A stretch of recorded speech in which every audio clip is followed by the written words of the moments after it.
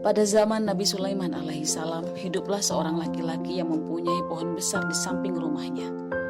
Di atas pohon tersebut terdapat sarang burung yang berisi beberapa anak merpati. Kemudian istri dari laki-laki itu menyuruhnya memanjat pohon besar itu dan mengambil anak merpati untuk dijadikan makanan bagi anak-anak mereka. Dan laki-laki itu pun lantas melakukannya. Setelah kejadian itu, induk merpati menghadap baginda Nabi Sulaiman alaihissalam. Ia mengadukan kepada beliau tentang laki-laki tersebut yang telah mengambil anak-anaknya. Akhirnya Nabi Sulaiman mengundang laki-laki itu dan menyuruhnya untuk bertaubat. Laki-laki itu pun berjanji kepada Nabi Sulaiman untuk tidak akan mengulangi perbuatannya lagi. Pada suatu ketika, si istri menyuruhnya untuk mengambil anak merpati itu lagi. Laki-laki itu pun berkata kepada istrinya, "Aku tidak akan melakukannya lagi, sebab Nabi Sulaiman telah melarangku untuk berbuat yang demikian." Istrinya menjawab, "Apakah kamu menyangka Nabi Sulaiman akan memperdulikan dirimu atau merpati itu? Sedangkan ia selalu sibuk dengan urusan kerjaannya."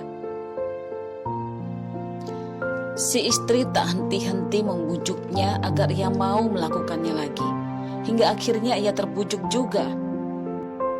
Seperti biasanya, ia kemudian memanjat pohon besar itu dan kembali mengambil anak merpati lagi. Melihat hal tersebut, induk merpati pun kembali menghadap Nabi Sulaiman alaihissalam dan mengadukan kejadian itu. Nabi Sulaiman pun kemudian menjadi marah karenanya. Ia memanggil dua setan yang berasal dari ujung timur dan yang satunya lagi berasal dari penjuru barat.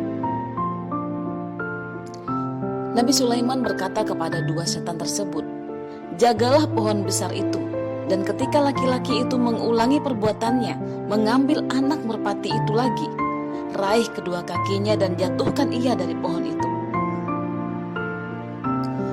Kedua setan itu pun bergegas pergi dan menjaga pohon itu. Ketika merpati sudah beranak lagi, laki-laki itu segera memanjat dan meletakkan kedua kakinya pada pohon tersebut. Tiba-tiba datanglah seorang pengemis mengetuk pintu rumahnya. Kemudian dia memanggil istrinya dan menyuruhnya untuk memberikan sesuatu kepada pengemis itu. Istrinya berkata, "Aku tidak punya apa-apa." Kemudian laki-laki itu pun turun dari pohon dan mengambil segenggam makanan. Lalu ia memberikannya kepada si pengemis itu. Setelah itu ia kembali memanjat pohon dan mengambil anak merpati. Sang induk merpati pun kembali menghadap Nabi Sulaiman dan mengadukan kejadian tersebut. Nabi Sulaiman bertambah marah. Kemudian ia memanggil kedua setan yang diberi tugas menjaga pohon itu. Nabi Sulaiman berkata kepada kedua setan itu, "Kalian berdua telah mengkhianatiku." Dan dua setan itu pun menjawab, "Kami sama sekali tidak mengkhianatimu. Kami terus menjaga pohon itu.